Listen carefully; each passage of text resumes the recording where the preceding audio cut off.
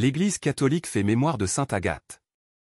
Agathe, nom d'origine grecque qui a le sens de bonté, est une martyre chrétienne du IIIe siècle. L'intercession des saints, dans la première prière eucharistique, mentionne ensemble Agathe, Lucie, Agnès, Cécile et Anastasie. Le noyau historique de la vie de sainte Agathe la situe en Sicile, elle subit le martyre sous la persécution de l'empereur Dèce. La tradition, à laquelle les Siciliens restent ardemment attachés, veut que Agathe, issue de l'aristocratie de Catane ou de Palerme, ait refusé les avances du consul Quincianus. Elle fut affreusement torturée, les seins mutilés. Elle déclarait à son tortionnaire, « Oublies-tu ta mère et les seins qui t'ont allaitée ?» Jetée dans un brasier, elle fut brûlée vive. Par suite, sainte Agathe sera invoquée en faveur des nourrices et contre les douleurs causées par le feu.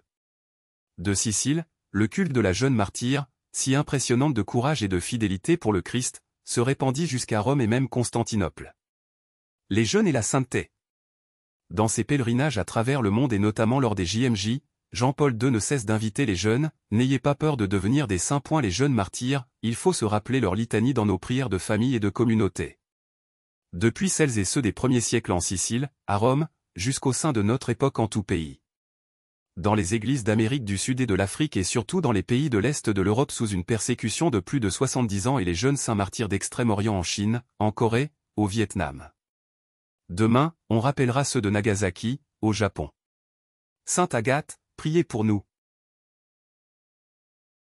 Évangile, un prophète n'est méprisé que dans son pays, Alléluia. Alléluia. Mes brebis écoutent ma voix, dit le Seigneur, moi, je les connais, et elles me suivent. Alléluia.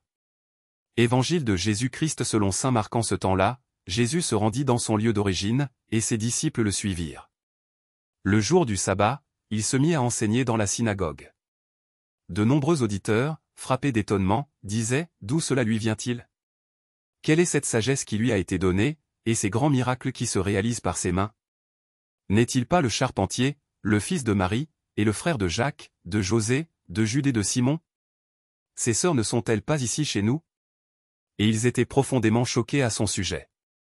Jésus leur disait, « Un prophète n'est méprisé que dans son pays, sa parenté et sa maison. » Et là il ne pouvait accomplir aucun miracle, il guérit seulement quelques malades en leur imposant les mains.